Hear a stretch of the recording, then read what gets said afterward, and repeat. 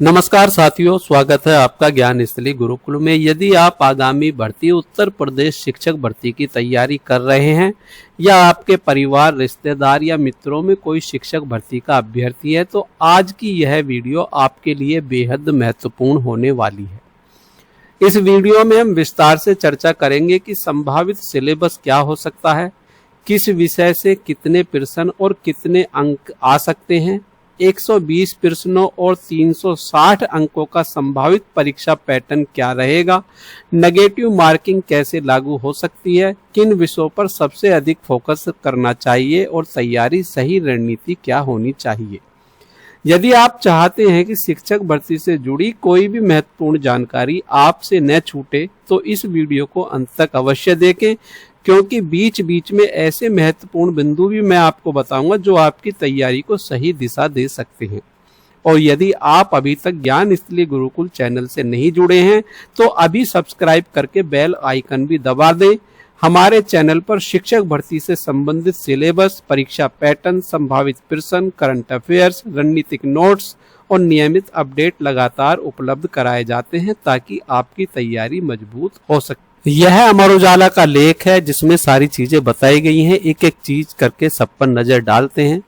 शिक्षक भर्ती, गलत जवाब पर कटेंगे नंबर। पहली बार शिक्षा सेवा चयन आयोग कराएगा बेसिक शिक्षकों की भर्ती, लिखित परीक्षा से होगा चयन। जब से शिक्षा आयोग बना है, शिक्षा सेवा चयन आयोग पहली बार बेसिक शिक्षकों की भर्ती कराने जा रहा है। इससे पहले पीएनपी द्वारा यह भर्ती कराई गई थी, जो 68,500 और 69,000 शिक्षक भर्ती इसी में शामिल थी जो पीएनपी ने कराई थी। इसके बारे में पहले पूरी जानकारी समझेंगे और उसके बाद इसका जो सिलेबस होगा उस पर संभावित सिलेबस क्या हो सकता है उस पर चर्चा करेंगे।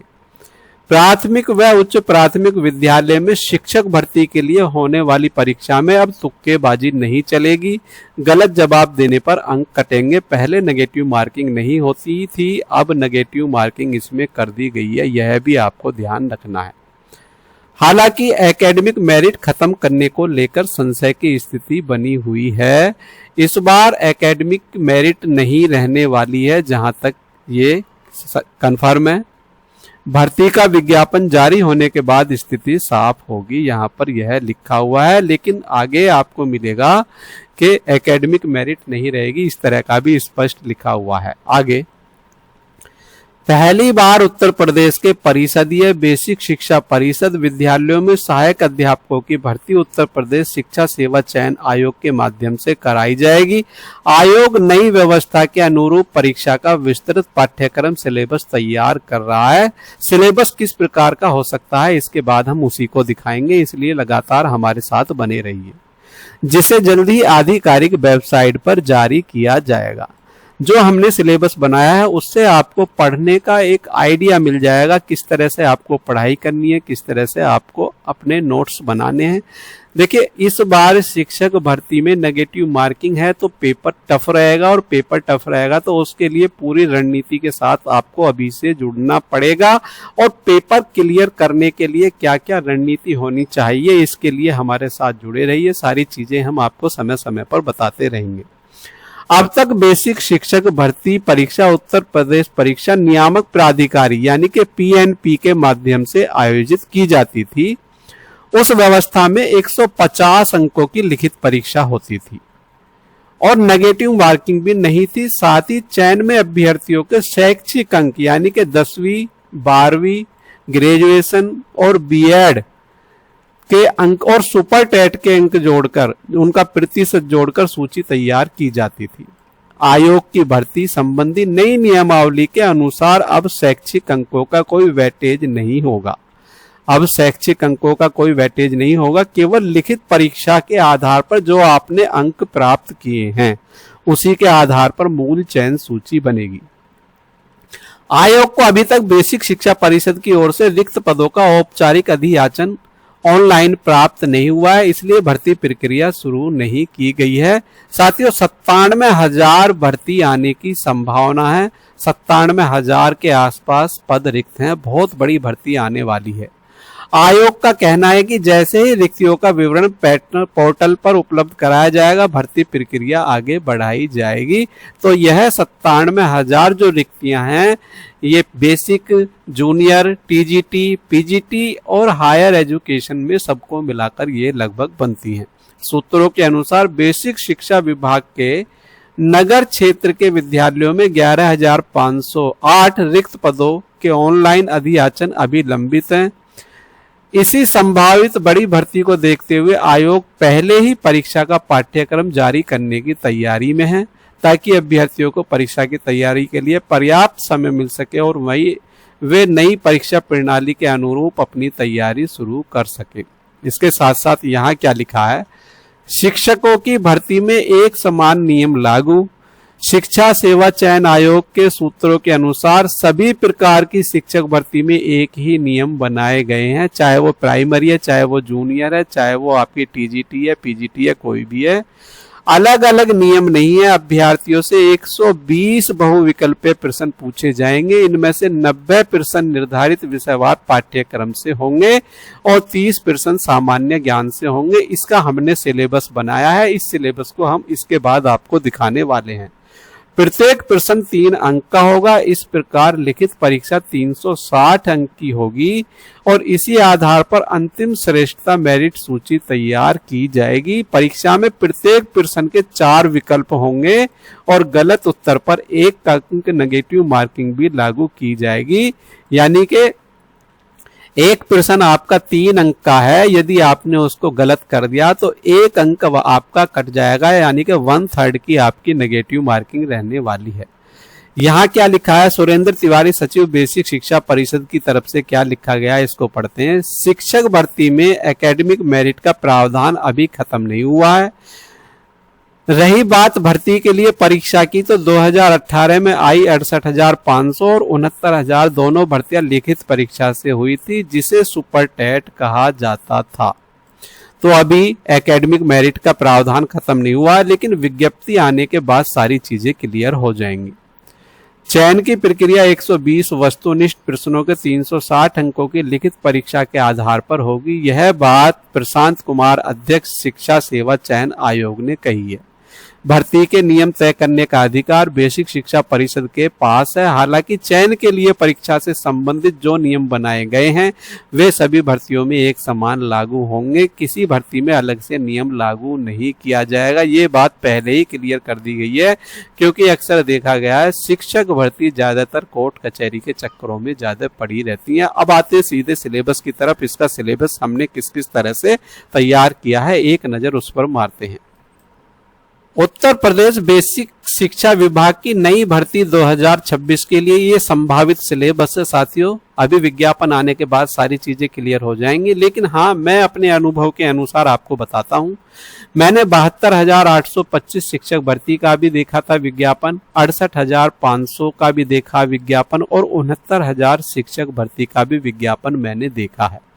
उन सभी भर्तियों के विज्ञापन देखने के बाद ये सिलेबस मैंने तैयार किया है। इसमें किस किस तरह के प्रश्न हो सकते हैं, मेरे अनुभव के अनुसार इसको साझा किया जा रहा है, जिसमें 120 बहुविकल्पीय प्रश्न, कुल 360 अंक होंगे जैसा अखबार में बताया गया है। 90 विषय आधारित प्रश्न और 30 सामान्य ज्ञान के प्रश्न होंगे, ये भी अखबार में बताया गया है, तथा एक गलत उत्तर पर 1 अंक नेगेटिव मार्किंग होगा, यह भी हमने आपको क्लियर कर दिया है। तो आधिकारिक विस्तृत सिलेबस आने तक केवल संभावित प्रारूप निम्न प्रकार हो सकता है। यह संभावित है, अभी कंफर्म कुछ भी नहीं है। जैसे भाग संभावित प्रारूप में हमारा ये है, निर्धारित विषय आधारित प्रश्न 90 प्रश्न होंगे हमारे प्रथम वाले और इसके 200 अंक हमारे हैं, और सामान्य ज्ञान से हमारे 30 प्रश्न होंगे और इसके हमारे 90 अंक होने वाले हैं। तो कुल मिलाकर 120 प्रश्न और 360 अंक यहाँ पर अंक होगा। प्रत्येक गलत उत्तर का -1 अंक होगा, बिना उत्तर के 0 अंक होगा। ये बात क्लियर है। निर्धारित विषय आधारित पाठ्यक्रम 90 प्रश्नों के लिए जो है संभावित विषय जैसे हिंदी भाषा एवं व्याकरण से 15 प्रश्न पूछे जा सकते हैं। जिसमें संधि, समास, विलोम शब्द, पर्यायवाची, मुहावरे, लोकोक्तियां, वाक्य शुद्धि और अपठित गद्यांश होंगे। और इन सभी की वीडियो हमारे YouTube चैनल पर बड़े आसान तरीके से हमने समझा के डाल रखी है, बहुत अच्छे से आपको आ जाएंगी, कोई ज्यादा बड़ी बात नहीं है। और आगामी परीक्षा के हिसाब से हम नई वीडियो भी समय समय पर बनाकर डालते रहेंगे। अंग्रेजी के 10 प्रश्न आपको देखने के लिए मिल सकते हैं। इसमें ग्रामर होगी, वोकेबलरी होगी, कॉम्प्रिहेंशन यहाँ पर देखने को मिलेगा। तो इस तरह का यहाँ अंग्रेजी में भी सिलेबस हो सकता है। गणित के आपके 20 प्रश्न देखने को मिल सकते हैं, जिसमें प्रतिशत से, लाभ हानि से, अनुपात से, औसत से, समय और कार्य से, सरल एवं चक्रवृद्धि ब्याज से और संख्या पद्धति से ये होंगे। ये हाई स्कूल लेवल का सारा सिलेबस है हमारा, तो ये भी आप आसानी से कवर कर लेंगे। पर्यावरण एवं विज्ञान से हमारे 10 प्रश्न देखने को मिल सकते हैं, जिसमें दैनिक विज्ञान होगा देखने के लिए, पर्यावरण होगा देखने के लिए, मानव शरीर होगा और पौधों एवं जीव विज्ञान हमारा होगा। तो मानव शरीर और पौधों से कुछ टॉपिक हैं जो आप देख सकते हैं, और इसकी वीडियो मैं समय पर आपको आगे डाल दूंगा।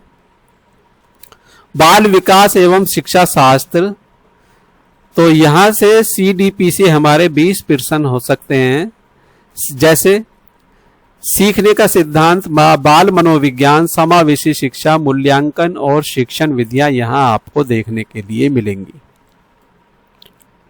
तो प्राइमरी या जूनियर में बाल विकास एवं शिक्षा शास्त्र में जो ये टॉपिक आपको देखने के मिल रहे हैं, ये टॉपिक यदि आप कवर कर लेते हैं तो इन टॉपिकों के कवर करने से बहुत सारी चीजें आपकी क्लियर हो जाती हैं। साइकोलॉजी के अनुसार भी आप बहुत सारे प्रश्न कर देते हैं। यदि आप CTET या UPTET में पहले बैठ चुके हैं, आपको अनुभव है, बहुत सारी चीजें हम साइकोलॉजी के अनुसार सही कर देते हैं। जैसे सीखने का सिद्धांत हमारा सबसे पहला है, तो सीखने के सिद्धांत में सीखना क्या है, सीखने की क्या विशेषताएं होती हैं, थॉर्नडाइक का सिद्धांत क्या है सीखने का, पावलोव का सीखने का सिद्धांत क्या है, स्किनर का सिद्धांत, कोलर का अंतर्दृष्टि सिद्धांत, बंडूरा का सामाजिक अधिगम सिद्धांत और गेस्टाल्ट सिद्धांत, सीखने को प्रभावित करने वाले कारक और अधिगम वक्र इसमें देखने को मिलता है। इसके बाद बात करें बाल मनोविज्ञान की, तो बाल विकास के सिद्धांत, विकास के चरण, पियाजे का संज्ञानात्मक विकास, वाइगोस्टकी का सिद्धांत, कोलबर्ग का नैतिक सिद्धांत, एरिक्सन का मनोसामाजिक विकास, बुद्धि एवं बुद्धि IQ, अभिप्रेरणा, व्यक्तित्व और सृजनात्मकता यहाँ देखने को मिलती है। बात करते हैं समावेशी शिक्षा की, तो इसमें क्या क्या होता है। समावेशी शिक्षा की अवधारणा इसमें देखने को मिलेगी, विशेष आवश्यकता वाले बच्चे इसमें मिलेंगे, दिव्यांगता के प्रकार मिलेंगे, RPWD एक्ट 2016 इसमें देखने को मिलेगा, UDL universal decision for the learning इसमें देखने को मिलेगी, और IEP के अंतर्गत इंडिविजुअलाइज्ड एजुकेशन प्लान आपको देखने के लिए मिलेगा। शिक्षक की भूमिका और कक्षा में समावेशिक रणनीतियां यहाँ आपको इसमें देखने के लिए मिलेंगी समावेशी शिक्षा में। तो इसका ज्ञान होना आपको बहुत ज्यादा जरूरी है, यहाँ से क्वेश्चन बहुत आते हैं। इसके बाद चौथे नंबर पर मूल्यांकन, तो मूल्यांकन का क्या अर्थ है, आकलन एवं मूल्यांकन में क्या अंतर है, प्रारूपिक एवं संकलनात्मक किसे कहते हैं, CCE क्या है, प्रश्न निर्माण, ब्लूम का वर्गीकरण, रूब्रिक और फीडबैक क्या है, इसके बारे में यहाँ आपको मिलेगा। तो मूल्यांकन को भी आपको अच्छे से पढ़ना है। इसके बाद शिक्षण विधियां में आपको देखने के लिए मिलेगा व्याख्यान विधि, परियोजना विधि, समस्या समाधान विधि, चर्चा विधि, खेल विधि, गतिविधि आधारित शिक्षण, सहकारी अधिगम, अनुभवात्मक शिक्षण और ICT आधारित शिक्षण। तो साइकोलॉजी के लिए ये सारे टॉपिक आपको कवर करने होंगे। इसके बाद आते हैं तर्क शक्ति और रीजनिंग। यहाँ 15 नंबर की हमें यह देखने को मिल सकती है। इसमें श्रृंखला, वर्गीकरण, कोडिंग, डिकोडिंग, इसकी आप तैयारी कर रहे हैं, इसके बारे में सबको पता है। दिशा ज्ञान की भी आप तैयारी कर रहे हैं और संरक्त संबंध भी आपने पढ़ा है, तो यहाँ से इस तरह की आपको रीजनिंग देखने के लिए मिलेगी। सामान्य ज्ञान की बात करें तो यहाँ 30 प्रश्न आपको इस प्रकार के देखने के लिए मिल सकते हैं। संभावित विषय जैसे भारत का इतिहास सभी जगह आता है, भारतीय संविधान सब जगह आता है और भारतीय राजनीति सभी जगह आता है। तीनों विषय की हमने वीडियो बनाई हुई है। आप तीनों विषय की वीडियो हमारे YouTube चैनल पर देखकर उनका लाभ उठा सकते हैं और उसमें MCQs क्वेश्चन भी हमने दिए हुए हैं। आगे देखते हैं, भारत एवं उत्तर प्रदेश का भूगोल, ये मोस्ट इम्पोर्टेंट है, ये तो आना ही आना है सिलेबस में। भारतीय अर्थव्यवस्था, उत्तर प्रदेश सामान्य ज्ञान, राष्ट्रीय एवं अंतर्राष्ट्रीय समसामयिकी, विज्ञान एवं प्रौद्योगिकी और महत्वपूर्ण दिवस आपको देखने के लिए मिलेंगे। खेल, पुरस्कार एवं सम्मान, पुस्तक एवं लेखक, सरकारी योजनाएं भी आपको देखने के लिए सिलेबस में मिल सकती हैं।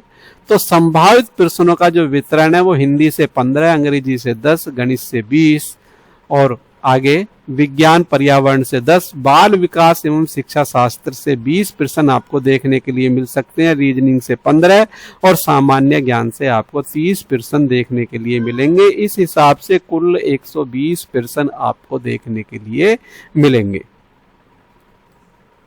तो साथियों, शिक्षक भर्ती से संबंधित यह जानकारी आपको अच्छी लगी है तो वीडियो को लाइक कीजिए, वीडियो को शेयर कीजिए और यदि आपने हमारा चैनल सब्सक्राइब नहीं किया है तो चैनल को सब्सक्राइब कर लें। आगे आने वाली भर्ती से संबंधित जो भी जानकारी आती रहेगी हम आपको तुरंत देते रहेंगे। तो मिलते हैं नई अपडेट और नई जानकारी के साथ। जय हिंद, जय भारत, धन्यवाद साथियों।